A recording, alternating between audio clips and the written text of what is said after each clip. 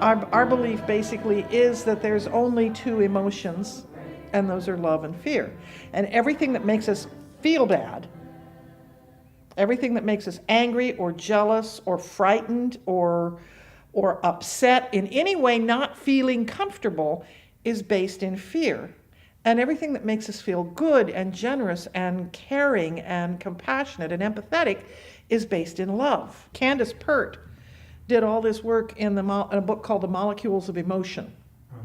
And it's the idea that we literally our bodies are a pharmacy, and we get addicted to the adrenaline rush. We get addicted. So it's what has to happen there is a person has to go through a form of detox, through a form of rehab, so that love becomes more the thing, the causative desire, than fear. And that takes profound decision on the part of the self, just like it does when you're addicted to crack or heroin or alcohol or whatever it might be. There's a detox that has to happen, and a re-education of the body to crave new sensations.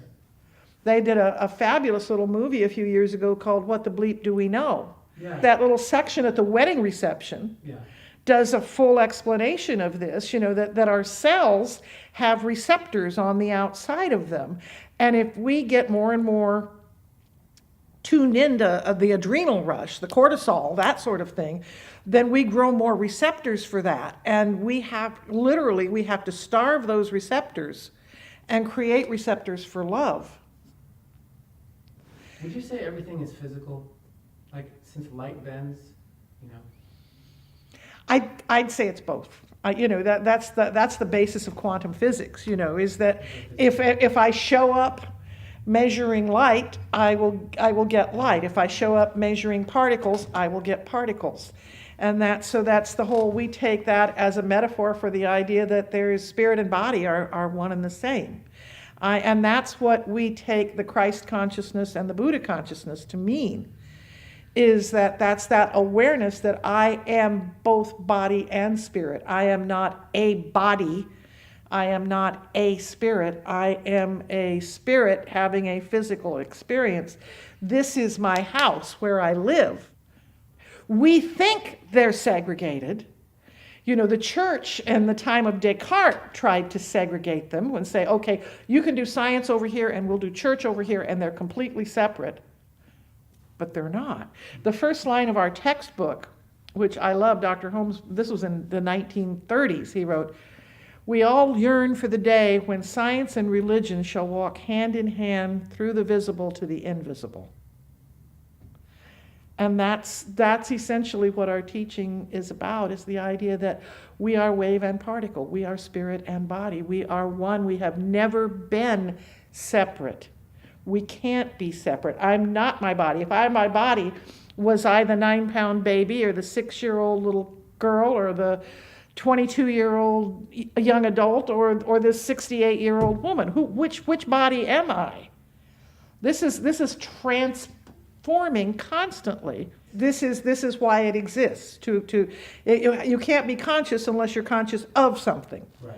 And that's where creation becomes the need of consciousness. Consciousness must create because it must have something to be conscious of. Right. I love ballroom dancing. And the follow in ballroom dancing is the relationship with the divine. I can choose to dance this dance or not dance this dance. But once I say, okay, yes, I will dance this dance with you, That's when you feel. then I have to stand and be moved. God does not know how anything's going to work out because God does not have a sense of what we're going to decide. You can be leading me in cha-cha, but if I decide I'm dancing foxtrot and I don't follow you, it's going to look like hell. But if I follow the lead of spirit, if I go to my center of my being and I listen to the higher me, then we become one. And it's the most compelling and beautiful dance you've ever seen. Well, I read one time, it's hilarious. We spend the first half of our life, especially the first couple of years, determining that we're not one with everything. Right. Trying to create, trying to find identity. Trying to find where do I end and you begin, where do you end and I begin. And then we spend the last half of our life trying to reconnect with that oneness with everything. Right. You know, it's like a circle that starts here and comes back here, and they're that far apart, you know, and that's really the polarity. When I say the polarity is here or here, the polarity is actually a circle with one space missing right there. But this end and this end are so close, and yet they're opposite ends. That's the beauty and the horror of the spiritual experience, because it's a contradiction, it's a paradox. It's a this and a that. It doesn't mean that I'm going to enjoy the experience as I'm surrendering to it, but it's the idea that if I am the I am that I am is infinite, then even if I die in this situation, it's okay. But you know, the truth of the matter is, you know how you know you still have work to do? You're still alive. You know, and as long as I'm alive, there will still be flaws within what I do. I will still forget. I will still stumble and fall, but I will inevitably get back up. It's almost like the mistakes are necessary. Like, Yeah. It's just mistakes are the perfection. You know, I think that's a beautiful way of putting it. The mistakes are the perfection. The participation is It's the meaning. it's the journey. It's not a goal. Yeah. So And- you don't believe that God has any kind of predestination. You don't think there's any future. That was why I couldn't be a Presbyterian. We you know, that's what I grew up with, and this idea of predestination. And the only way I could reconcile a construct of predestination was sort of like a binary code. If she tries this, then that. If she tries this, then that. You know, only that the options that would be presented to me might be predestined, but my response was not predestined. Because if my response was predestined, then what the hell are we doing here anyway? We are always free. We were created with everything we require to do what is ours to do, and then we're left with a free will to discover it. We aren't born truly and cognitively aware of the amazingness that we are. We're left to discover how amazing we are. And sometimes we discover it by the time we're 4 years old, and sometimes not till we're 84 years old, and sometimes we never do. But that free will is the basis of our existence. And we have to, if we have free will, since we have free will, we have to take responsibility for our choices. And we have to own them. And when we own them, then we can say, okay, I tried that and it didn't work. But it's not about a judgment of, oh my God, now I'm ruined. And I will, you know, that's one of the things that I used to have so much trouble with, was that whole concept of the sins of the fathers are visited unto the seventh generation. And I said, how can that even, you know, that's a karmic law or something, you know, and we don't supposedly in Christianity have karma.